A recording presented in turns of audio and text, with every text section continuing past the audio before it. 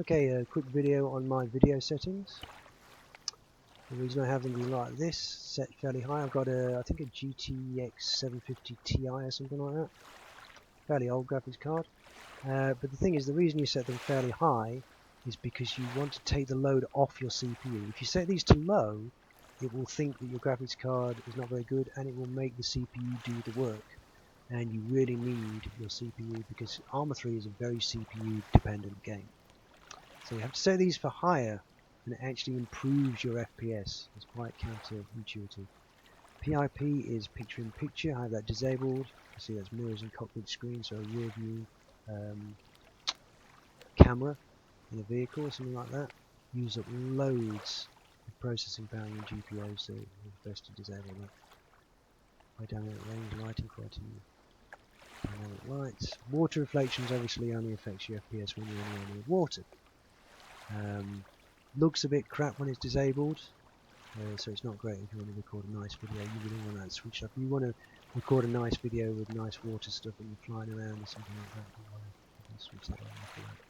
These don't matter too much because in King of the Hill you can set them in game. So, and the defaults, even if you don't do anything in game with them, are usually about 1,000 or 1,500 or something. And in the game you can specify whether it's on foot, in a vehicle, in a helicopter, or in planes. So these are really just for jets. You're flying around in a jet. Shadow I've got set to the absolute minimum of 50, and you really don't notice. I don't notice shadows at all. But if you were to disable shadows, you would notice it. But within 50 meters is all you really notice. You can see how massively high resolution on this monitor anyway. Resync disabled. Post processors all switched off. Ambient occlusion disabled. Caustics disabled. And then over here, 4 times. Alpha to coverage disabled. Post processing anti-aliasing FX8A high. Anisotropic filtering.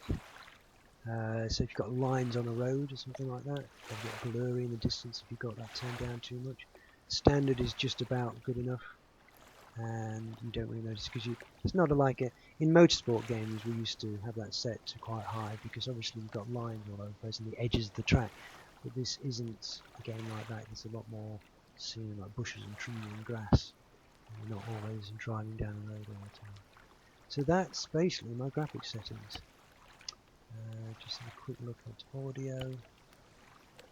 That's a good balance there with the effects being about 50% and the voice over net at 100% and the microphone at 100%. Just look at the game stuff. You can always disable, you can always pause this. This is pretty standard. My layout, I've got my radar on the top left, my GPS top right. Up at the top here, see these little things here. Says move. In King of the Hill, you'll see your group mates across the top, if you have this at the top. I have only one icon for my gauge for my helicopter and jets and things like that. It's just how much throttle I'm using there. Stance indicator there. Bear in mind, you see, is that these are separate. When you're on foot, you're not going to see this. When you're in a helicopter, you're not going to see your stance indicator. I've got my vehicle type and various things like the speed and height above altitude. Things like landing gear and handbrake and hover mode is there, and that's the engine.